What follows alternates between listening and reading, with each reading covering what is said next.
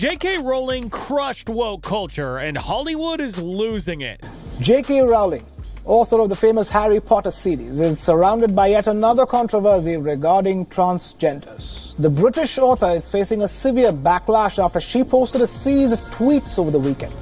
J.K. Rowling drew outrage on Twitter after she criticized an opinion piece from Devex, a social enterprise that promotes human rights for lesbian, gay, bisexual, and the LGBTI community. J.K. Rowling has been in the hot seat for years over accusations of transphobia, which started when she liked a tweet that criticized the transgender rights movement. From there, things snowballed. Blog posts, debates, and even lawsuits for so-called cyberbullying followed. J.K. Rowling is on a mission to stand up to the trans agenda. The author of the iconic Harry Potter series and darling of the literary world has come under fire in recent years for refusing to give lip service to the woke trans agenda. Rowling reignited controversy by speaking against a Scottish law that basically makes it an offense to exercise your freedom of speech against certain individuals, which includes transgender people. A controversial new law aimed at cracking down on hate speech is now in effect in Scotland.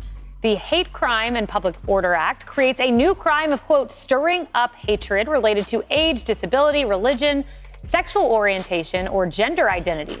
You break this law if you communicate or behave in a way, quote, that a reasonable person would consider to be threatening or abusive. And get this, prosecutors only need to prove that stirring up hatred was likely rather than intended, kind of up to the eye of the beholder. Critics warn it will have a chilling effect on free speech, and one of those critics is Harry Potter author J.K. Rowling, who lives in Scotland. She's practically daring police to arrest her for her views on gender, writing, quote, freedom of speech and belief are at an end in Scotland if this accurate description of biological sex is deemed criminal. I'm currently out of the country, but if what I've written here qualifies as an offense under the terms of the new act, I look forward to being arrested when I return to the birthplace of the Scottish Enlightenment. We do have a response from the police in Scotland. We'll pull that up now. A Scotland spokesperson tells us this: we have received complaints in relation to J.K. Rowling's social media posts. The comments are not assessed to be criminal and no further action will be taken. She's free, Harris. Oh my gosh. Yes. I mean, they have to explain freedom.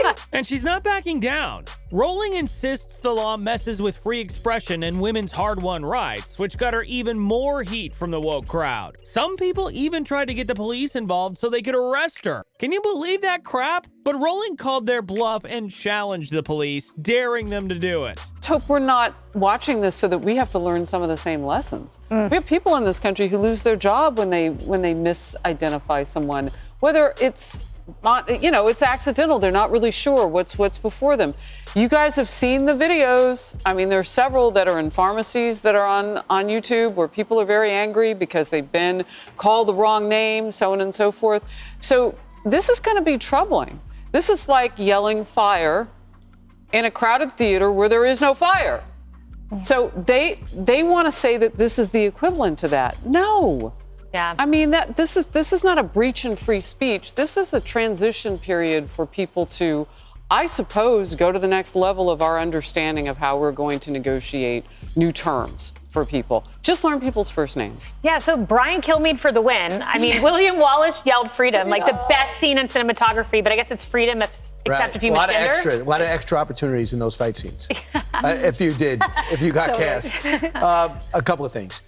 The Scottish actually set the foundation for education in our country because they taught the founding fathers. So it's kind of scaring me that the Scottish are leading the charge on the worst series of hate crime laws in the history of planet Earth. This is why I always say we're in clown world, guys. It's embarrassing that a country that prides itself on freedom decides to shackle its citizens to laws that will put power in the hands of a lot of temperamental people. It's a recipe for disaster. I would follow this woman into battle, like seriously. She is fearless, and she rightfully, repeatedly points out free speech is dead. It's gone and buried if people cannot accurately talk about the practicalities of biological sex and call it as it is. This person is a biological male, this person is a biological female. Those tweets that you were just reading out were actually one of 11. She posted them in a thread. All trans activists, all those who had been convicted of really heinous crimes, but all called women by the media in Scotland. And she's also made famous the hashtag, "These are not our crimes," our being women's crimes. Why are you saying? She's got a point, though. There are real consequences for women when transgender women who were born male are included in female crime stats. It messes with the data, and that could end up hurting biological women in terms of policy and representation. Committed by women also pointed out how that skews the crime statistics in terms of blaming things on women that have been committed by biological males. I absolutely love it when one of these people with the clout is literally taunting the lawmakers, saying, okay, these hate speech laws have just come into effect. I'm going to set a precedent straight off the bat. Come and get me. Because again, this will set such an important precedent, because for future years, while these laws are in place, others can be like, well, you didn't prosecute J.K. Rowling, and she still says what a woman is. But what is frightening is for the everyday person, for you and I, that's out of the question. When we look at the injustices like Musk defending free speech, that's great. He's got the money to do it. J.K. Rowling has willingly put herself in the crossfire against this law because she knows that she has a powerful voice that can literally save people from suffering. Also, the author knows she can get away with it. That women are women, and that has some inalienable rights. She's, of course, been trawled uphill, down dale. If she's cancelled, she gets to live in a castle, so it's not going to be like most people who get cancelled. But the types of vile threats and the death threats and the relentlessness, and now people have put out where she lives. Yeah.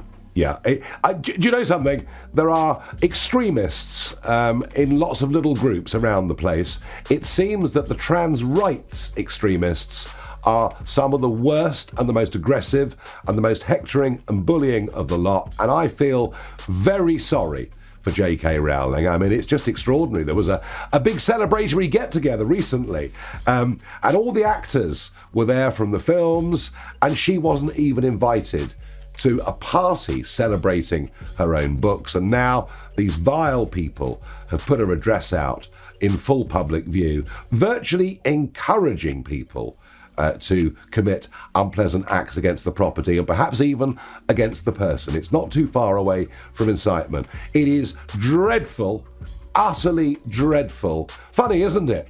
The law doesn't seem to apply, does it? You know, if somebody who was seen to be a white nationalist did the same thing to a black person, I mean, they'd be in prison, the police would be round, they'd be in handcuffs, and yet, for some reason, you know, the trans rights extremists can threaten a well-known, successful public figure in this way, and nothing, and I mean nothing, gets done. It's extraordinary. Nigel, so good to talk to you. Looking forward to doing it a little bit earlier, back where we should have you, on a Tuesday night here in Australia. Thank you, mate.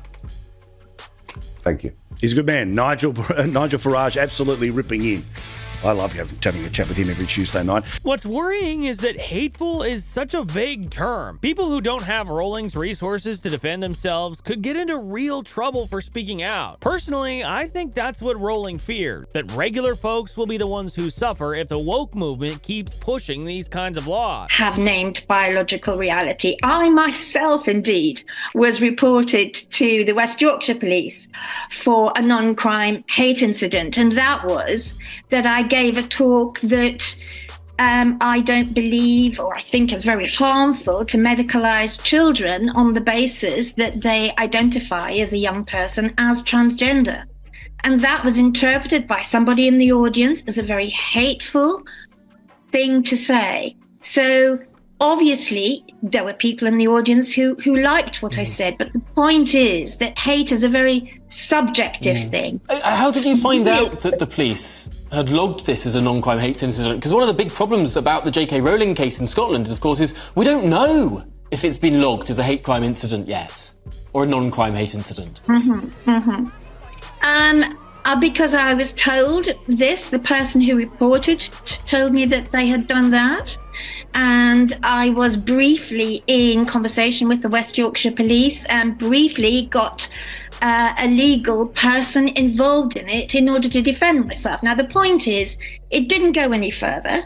That is the reality of it. But it could have gone further. And we don't want to live in an authoritarian, tyrannical regime at which what any person says can be subjectively interpreted by another person as hate, and the police become involved. The police should not be those who are left in charge of what we can and we cannot say.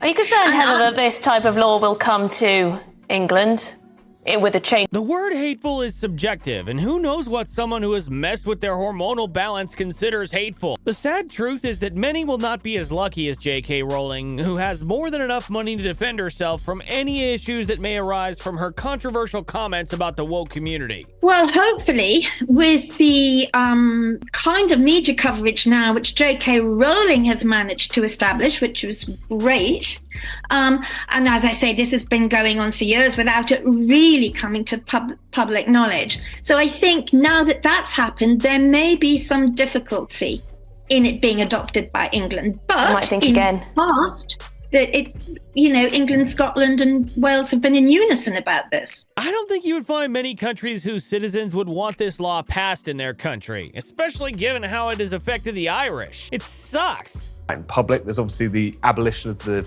dwelling defence in relation to Explain things that you in say in English. your own home. Because even within our UK system where you have hate speech laws and whatever, there is this understanding that if you're saying something around the dinner table or in your own home, how can that be something which should be encroached upon by the law? That's done away with in terms of this legislation. So your kids can knock on you, basically. Exactly. Your grandmother's round with slightly fruity views, that could be a problem if someone reports it to the police. This is insane. The law is so broad that you could get in trouble for something as small as sneezing in the wrong direction. Karma's been fantastic.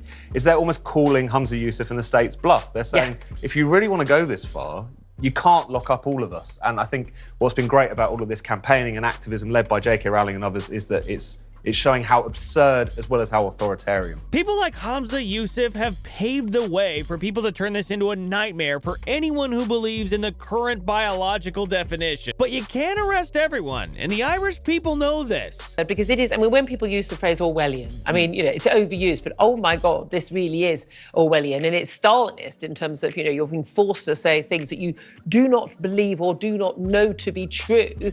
And are under the threat of having a record. Now, a lot of people say, of course people aren't going to be arrested for this. Of course people aren't going to get a criminal record for this. But it's already happened across the UK, actually.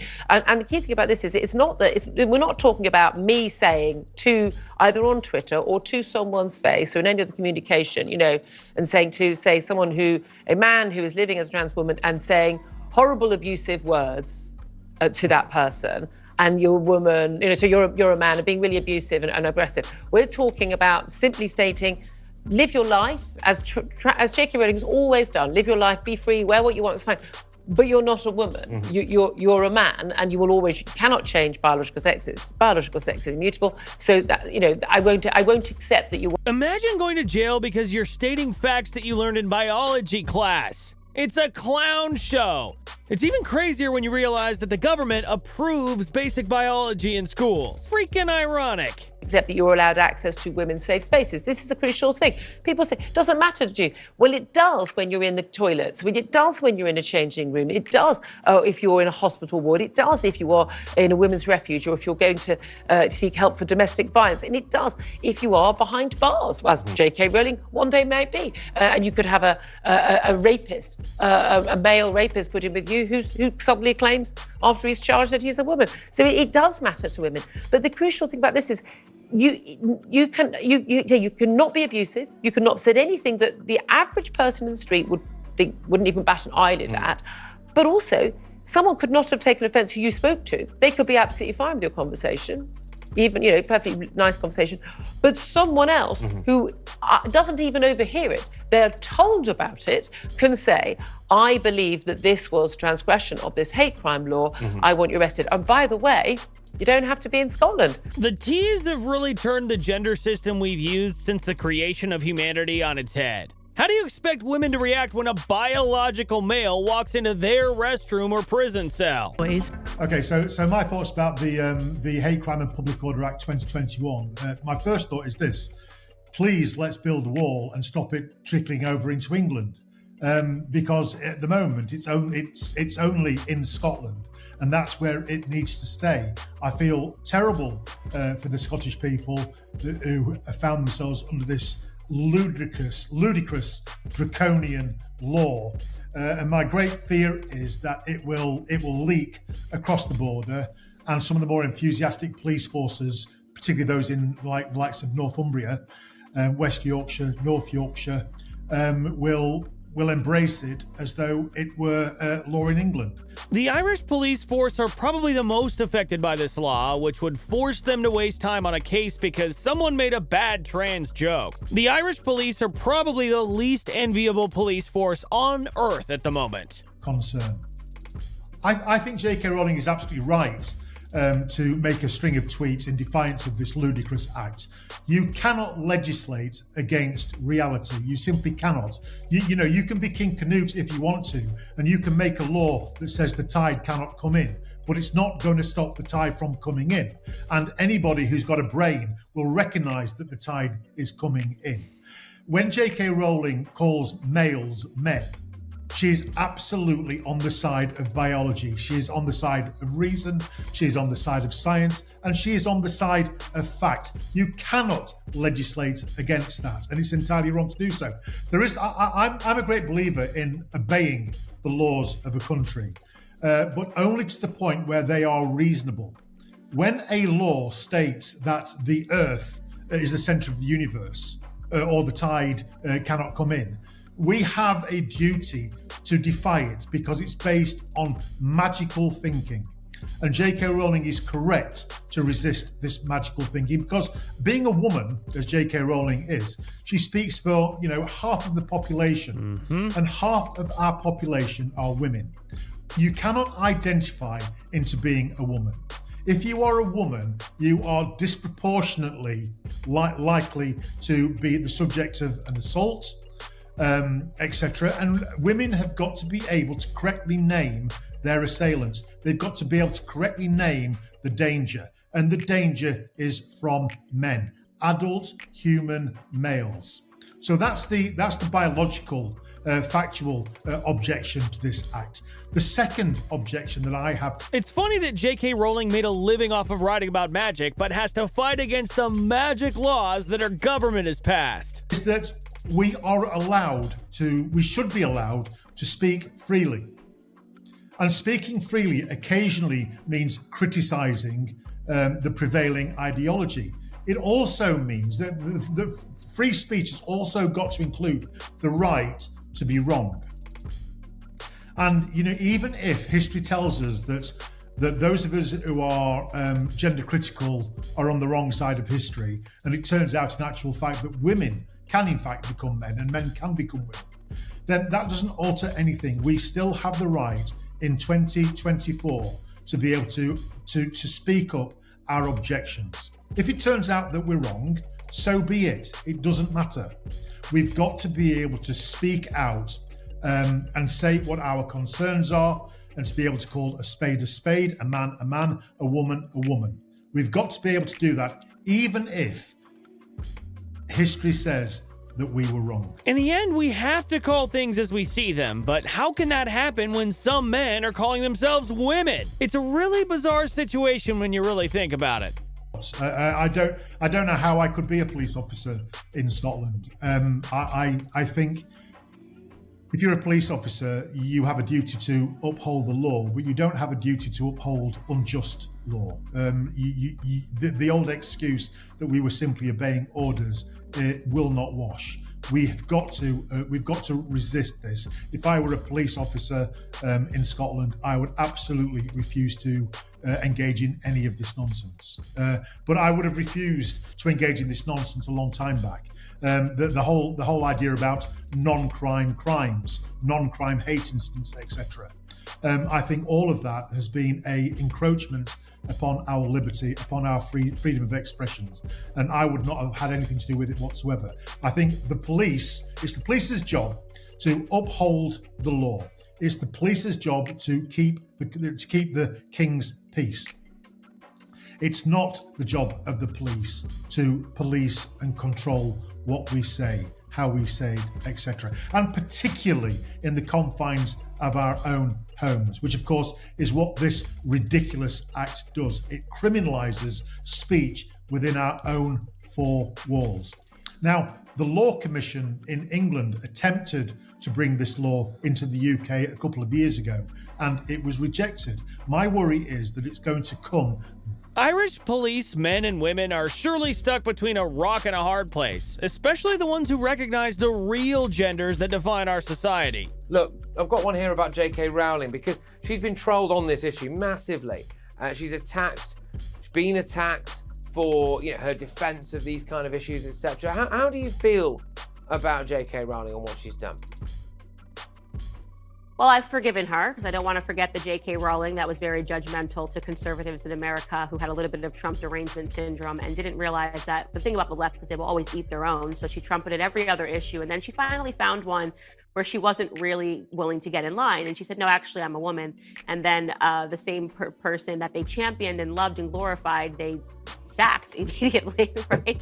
And they were willing to have her canceled and essentially to ruin her because she disagreed on one issue because they're remarkably intolerant. The left is what they are. So there's no room for having a difference in opinions. But I'm very happy she's there. Obviously, she's tremendously talented. She has a huge platform and she has stuck by her figurative guns in this capacity, so much so that the story of J.K. Rowling and the treatment of J.K. Rowling is something that can be learned from, And so I am proud of her for doing this. And it has been horrific to watch the self-proclaimed feminists, a la Emma Watson, the person who was made essentially by the Wizarding World of Harry Potter, who says to the public that she's a feminist, how quickly she was willing to throw J.K. Rowling under the bus to help men, that say, I'm a woman on the inside, which is it's amazing. All she does is talk about the patriarchy, talk about feminism. And then the first opportunity that she had to actually be a feminist and to stand by a woman who has done so much for her, she threw her under the bus. And so that kind of gets into the category of the scam of feminism that I often talk about on my platform as well, because it has been rabid feminists that have been pushing this trans ideology. Really, honestly, kudos to J.K. Rowling because it takes bravery. It does take bravery to stand up to the mob and to say something that should be so abundantly obvious. Women are women and men are men, but we are living in a backward society where even some of the Harry Potter actors turned against Rowling because of her stance. But she didn't hold back. She clapped right back at them, calling out their support for a movement she believes threatens women's rights. It's not just actors, though. A children's publishing house almost boycotted Rowling's books because of her views. It's wild. These are the people who are supposed to be helping shape kids' minds, and now they're turning against the author of one of the most beloved children's stories ever. Makes you wonder what's going into kids' books these days.